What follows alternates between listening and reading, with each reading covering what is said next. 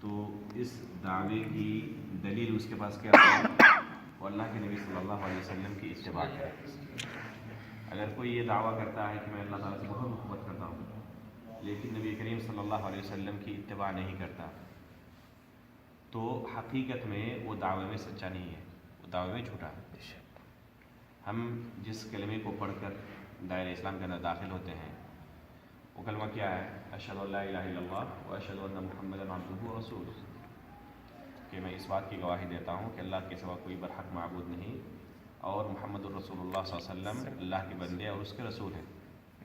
تو جب تک کوئی نبی کریم صلی اللہ علیہ وسلم کی رسالت کا اقرار نہ کرے، گواہی نہ دے، وہ مسلمان ہی نہیں ہو سکتا۔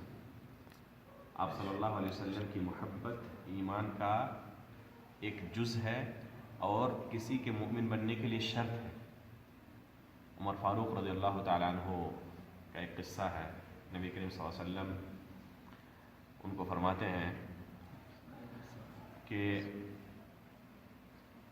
عمر فاروق رضی اللہ تعالیٰ عنہ نبی کریم صلی اللہ علیہ وسلم کہتے ہیں کہ اللہ کے رسول، میں آپ کو سب سے زیادہ محبت رکھتا ہوں، آپ سے سب سے زیادہ محبوب سمجھتا ہوں، سوائے میرے اپنے نفس کی۔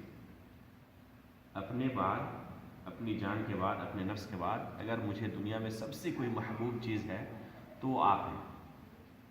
آپ صلی اللہ علیہ وسلم کو کیا فرماتے ہیں؟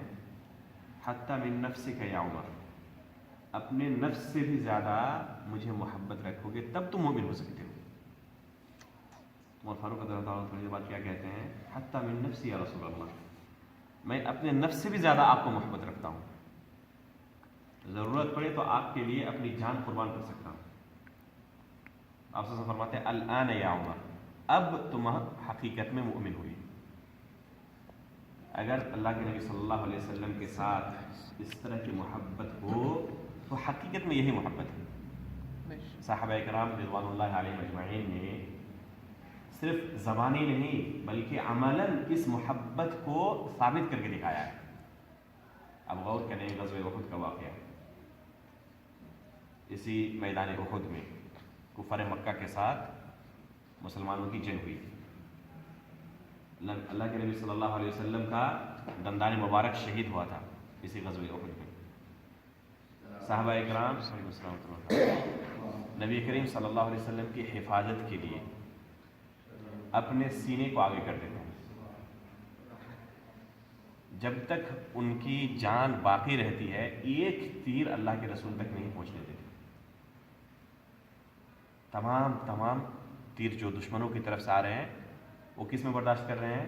اپنے سینے پر، تاکہ اللہ کے رسول تک کوئی تیر نہ پہنچائے۔ جب جنگ ختم ہوتی ہے اور ان کے جسموں میں تیر کے نشانات دیکھے جاتے ہیں تو ایک صحابی کے جسم میں کتنے نشان ملے؟ کتنے تیر اس کے جسم میں دھسے ہوئے تھے؟ 70 تیر دھسے ہوئے تھے، ایک دو نہیں 70 تیر جسم میں دھسے ہوئے ہیں۔ کس لیے؟ تاکہ اللہ کے رسول تک ذرہ برابر آنچ تک نہ پہنچے۔ یہ کون کر سکتا ہے؟ اللہ، جو حقیقت میں اللہ کے نبی کے ساتھ محبت کرتا ہے۔ انہوں نے عملی طور پر دکھایا کہ اللہ کے رسول سے محبت کس طرح کی جاتی ہے۔ عبداللہ بن عمر رضی اللہ تعالیٰ عنہ ایک سفر میں جا رہے تھے، کچھ دور کے بعد چلتے ہیں اور اپنی سواری روک کر راستے کے کنارے پیشاب کرنے کے لیے بیٹھ جاتے ہیں۔ پھر تھوڑی دور بعد چلتے ہیں، پھر راستے کے کنارے پیشاب کرنے کے لیے بیٹھ جاتے ہیں۔ جو ان کے ساتھ تھے ان کو تھوڑا تعجب ہوا کہ بار بار یہ راستے میں کیوں بیٹھ رہے ہیں، حالانکہ پیشاب کرتے نہیں، بیٹھتے پھر اٹھ جاتے ہیں۔ تو ان کو سوال کیا کہ آپ کو دیکھ رہا ہوں کافی دیر سے اس طرح آپ بیٹھتے ہیں پھر اٹھ جاتے ہیں، پیشاب نہیں کرتے۔ تو کیا جواب دیتے ہیں کہ مجھے پیشاب کی ضرورت نہیں تھی، اللہ کے نبی صلی اللہ علیہ وسلم کے ساتھ اسی راستے سے میں ایک مرتبہ سفر کیا تھا، جن جن جگہوں پر دیکھا تھا کہ اللہ کے رسول پیشاب کے لیے بیٹھے تھے میں وہاں پر جا کے بیٹھ رہا ہوں۔ پیشاب کی ضرورت نہیں ہے، لیکن اللہ کے رسول صلی اللہ علیہ وسلم کی اتباع دیکھیے کہ صحابہ کرام کس قدر اللہ کے رسول کی اتباع کرنا چاہتے ہیں۔ ایک مرتبہ کا واقعہ ہے، اللہ کے رسول صلی اللہ علیہ وسلم نماز پڑھا رہے تھے، صحابہ کرام پیچھے نماز میں سب بنا کر کھڑے ہیں۔ نبی کریم صلی اللہ علیہ وسلم نے نماز کے دوران اپنی جوتی نکال کر رکھ دی۔ صحابہ کرام نے جب دیکھا کہ آپ صلی اللہ علیہ وسلم نے اپنی جوتی نکال لی تو انہوں نے بھی اپنی جوتیاں نکال لی۔ اللہ کے نبی صلی اللہ علیہ وسلم جب نماز سے فارغ ہوئے تو ان سے پوچھا کہ تم نے اپنی جوتیاں کیوں نکالی؟ تو انہوں نے کہا کہ اللہ کے رسول ہم نے آپ کو دیکھا کہ آپ نے اپنی جوتیاں نکال دی، ہمیں سبب تو پتہ نہیں ہے، آپ کی اتباع میں ہم نے جوتی نکال دی۔ صحابہ کرام کے لیے اتنا کافی تھا کہ اللہ کے رسول کا یہ طریقہ ہے، سبب پتہ ہو یا نہ ہو، اللہ کے رسول نے اس طرح کیا ہے تو ہمیں اس طرح کرنا ہے۔ یہ دیکھیے اتباع۔ اللہ کے رسول کو کیا فرماتے ہیں کہ جبریل امین علیہ الصلوۃ والسلام نماز کے دوران میرے پاس آئے اور انہوں نے کہا کہ آپ کی جوتیوں میں گندگی لگی ہوئی ہے اور گندگی کی حالت میں نماز نہیں ہوگی، اس لیے فوراً میں نے اپنی جوتی نکال کر رکھ دی، تمہاری جوتیوں میں تو گندگی نہیں لگی تھی۔ صحابہ نے کیا فرمایا اللہ کے رسول ہمیں پتہ نہیں تھا سبب کیا ہے، ہم نے آپ کو دیکھا، آپ کی اتباع میں ہم نے اس طرح کیا۔ تو یہ ہے صحابہ کرام کا اتباع اللہ کے رسول کے ساتھ، ان کی محبت اللہ کے رسول کے ساتھ۔ ایک صحابی رسول کا واقعہ ہے، اللہ کے رسول صلی اللہ علیہ وسلم سے آ کے وہ پوچھتے ہیں کہ اللہ کے رسول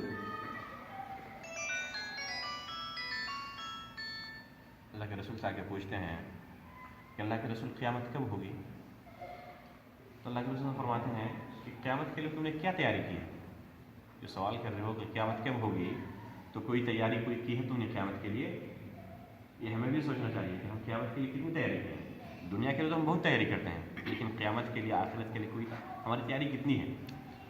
تو اس صحابی نے کیا جواب دیا کہ اللہ کے رسول کوئی خاص تیاری تو میرے پاس ہے ہی نہیں، جو فرض چیزیں ہیں نماز، روزہ، حج، زکوٰۃ، یہ سب تو ہے، سبھی کرتے ہیں، میں بھی کرتا ہوں۔ اگر کوئی خاص چیز ہوگی تو میرے پاس صرف ایک پونجی ہے، کیا ہے وہ؟ کہ میں اللہ اور اس کے رسول کے ساتھ محبت کرتا ہوں۔ سبحان اللہ۔ یہ دیکھیں کتنی بڑی پونجی ہے، اللہ کے رسول کے ساتھ محبت کرنا، اللہ سے محبت کرنا۔ وہ صحابی کہتے ہیں کہ میرے پاس ایک پونجی ہے کہ اللہ اور اس کے رسول کے ساتھ میں محبت کرتا ہوں۔ تو اللہ کے رسول کیا فرماتے ہیں؟ انت مع من احببت، قیامت کے دن تمہارا حشر انہی کے ساتھ ہوگا جس سے تمہاری محبت ہے۔ سبحان اللہ۔ صحابہ اکرام کے نزدیک اس حدیث کو سننے کے بعد اس سے بڑی کوئی خوشی اور نہیں تھی، کیونکہ وہ اللہ کے رسول سے سچی محبت کرتے تھے، سبحان اللہ۔ دکھانے والی محبت نہیں کرتے تھے، زبانی دعوے نہیں تھے ان کی محبت سچی محبت تھی۔ تو اس سے بڑی خوشی ان کے لیے اور کوئی نہیں تھی کہ ہمیں اللہ کے رسول کے ساتھ جنت میں رہنے کا موقع ملے گا، قیامت کے دن ہمارا عاشق اللہ کے رسول کے ساتھ ہوگا۔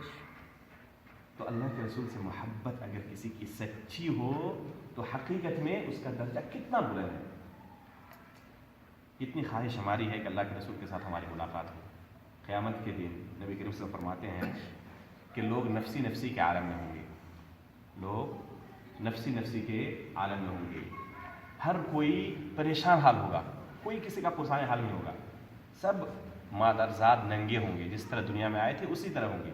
لیکن اما عائشہ رضی اللہ فرماتی ہیں کہ اللہ کے رسول اگر ہر کوئی ننگا ہو تو ایک دوسرے کو نہیں دیکھیں گے؟ تو اللہ کے رسول کیا فرماتے ہیں کہ معاملہ اس سے کہیں زیادہ سخت ہوگا، کسی کو دوسرے کی طرف کوئی فکر ہی نہیں ہوگی کہ کسی دوسرے کو دیکھے۔ قرآن کے اندر اللہ تعالیٰ نے کیا فرمایا قیامت کی ہولناکی کو؟ کہ ماں کے پیٹ سے بچہ ساقط ہو جائے گا، ماں کو خبر نہیں ہوگی، اتنی ہولناکی قیامت کی۔ اس دن لوگ نفسی نفسی کے جب عالم میں ہوں گے تو اللہ کے نبی صلی اللہ علیہ وسلم حوض کوثر پر موجود ہوں گے اور تمام کے تمام لوگ حوض کوثر پر پانی پینے کے لیے آئیں گے۔ نبی کریم صلی اللہ علیہ وسلم ان کو وہاں پر موجود ہوں گے پہلے سے، اور لوگ آئیں گے اور نبی صلی اللہ علیہ وسلم کے حوض کوثر سے لوگ پانی پئیں گے، جس کا قرآن کے اندر اللہ تعالیٰ نے بشارت دی ہے انا اعطیناک الکوثر فصل لربک وانحر ان شانئک هو الابتر۔ اس موقع پر کچھ لوگ ایسے ہوں گے، بلکہ قیامت کے دن دو قسم کے لوگ ہوں گے بد نصیب۔ ایک قسم کے لوگ وہ ہیں جن کے بارے میں اللہ کے نبی صلی اللہ علیہ وسلم شکایت کریں گے، اور دوسرے قسم کے لوگ وہ ہیں جن کے بارے میں بد دعائیں کریں گے، اللہ ہمیں بچائے ان میں شامل ہونے سے۔ اللہ کن کے لیے شکایت کریں گے؟ قرآن کے اندر اللہ تعالیٰ نے اس کا ذکر کیا ہے، وقال الرسول یا رب ان قوم اتخذوا هذا القرآن مہجورا، پروردگارہ میری قوم نے اس قرآن کو چھوڑ دیا تھا۔ جو قرآن سے دور رہتے ہیں، نہ تلاوت کرتے ہیں، نہ سمجھنے کی کوشش کرتے ہیں، اور نہ قرآن کے مطابق ان کی زندگی ہو سکتی ہے، ان کے مطابق شکایت کریں گے کون؟ نبی پاک صلی اللہ علیہ وسلم۔ دوسری قسم کے لوگ جن کے لیے بد دعائیں کریں گے کون ہیں؟ اللہ ہمیں بچائے۔ کچھ لوگ آئیں گے حوض کوثر پر تو ان کے درمیان اور اللہ کے رسول صلی اللہ علیہ وسلم کے درمیان کیا ہوگا؟ پردہ حائل کر دیا جائے گا، پردہ حائل کر دیا جائے گا، انہیں آنے سے روک دیا جائے گا۔ نبی صلی اللہ علیہ وسلم خط محبت میں کہیں گے امتی امتی، میری امت کے لوگ ان کو آنے دو، ہم کو آنے دو۔ تو کیا کہا جائے گا؟ انک لا تدری ما احدثوا بعدک، اے نبی آپ کو پتہ نہیں ہے کہ آپ کے آنے کے بعد، آپ کی وفات کے بعد انہوں نے دین کے اندر اچھی نیت سے کیا کیا انہوں نے دین کے اندر ایجادات کی تھی۔ یہ تو اچھی چیز ہے، کرنے میں کیا حرج ہے؟ شروع کر دیا۔ آپ نہیں جانتے تھے کہ یہ دین ہے، یہ بھی نیکی کا کام ہے، اسے بھی کرنا چاہیے۔ صحابہ کرام کو آپ نے کوئی خبر نہیں دی تھی کہ یہ طریقہ ہے، یہ شریعت ہے۔ بعد میں لوگوں نے آ کے اپنی طرف سے، اپنے ذہن سے، اچھی تو چیز ہے، کیا حرج ہے کرنے میں، اپنی طرف سے انہوں نے اس طرح بدعتیں ایجاد کر دی تھی۔ تو اللہ کے رسول کیا کہیں گے؟ سحقاً سحقاً لمن غیر بعدی، ان لوگوں کو دور کیا جائے، ان کو دور کیا جائے جنہوں نے دین کے اندر تبدیلیاں پیدا کر دی۔ یہ بہت ہی بڑا جرم ہے۔ پہلا جرم کہ قرآن سے کوئی لا تعلق ہو جائے، قرآن سے کوئی تعلق نہیں، اور دوسرا کہ دین کے اندر کوئی چیز ایجاد کر دے۔ اگر اللہ کے رسول صلی اللہ علیہ وسلم کے صحابہ کرام، تابعین نظام، تبع تابعین کسی چیز کو نہیں جانتے اور بعد میں کوئی کہے نہیں یہ بھی دین ہے، یہ بھی اچھی چیز ہے، تو وہ چیز اچھی کبھی نہیں ہو سکتی، بلکہ یہ بہت ہی خطرناک جرم ہے، اور قیامت کے دن ان بد نصیب والوں میں سے ہوگا وہ جن کے بارے میں اللہ کے رسول اس طرح بد دعائیں کریں گے کہ ان کو دھتکارا جائے، ان کو دور کیا جائے۔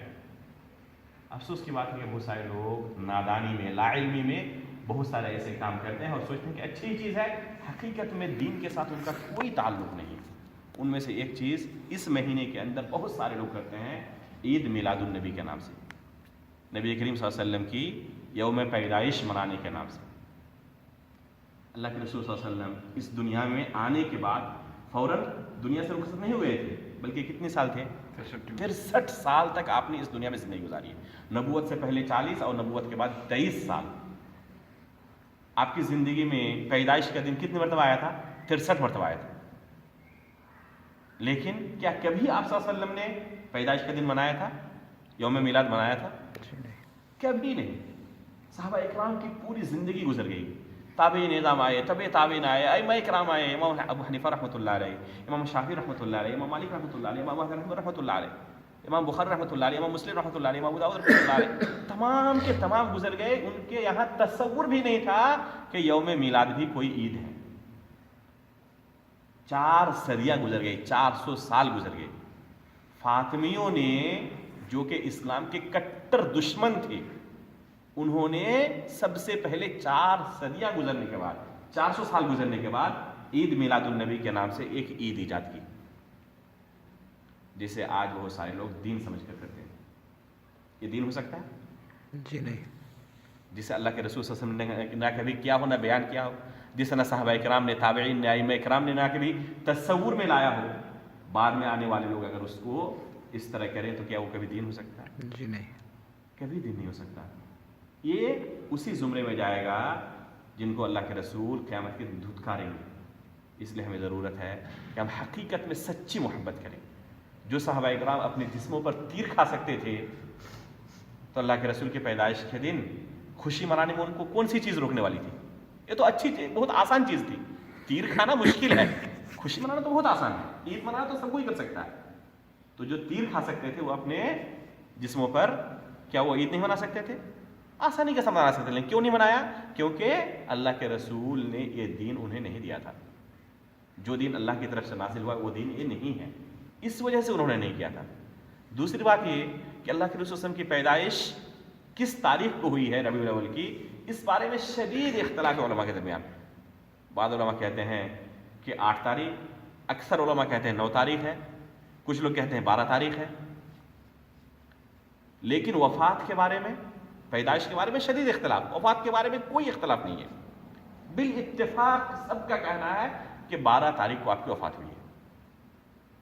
لوگ کیا کرتے ہیں 12 تاریخ کو یوم پیدائش مناتے ہیں، حقیقت میں وہ پیدائش کا جشن منا رہے ہیں، وفات کا جشن منا رہے ہیں۔ حقیقت میں وفات کا جشن منا رہے ہیں۔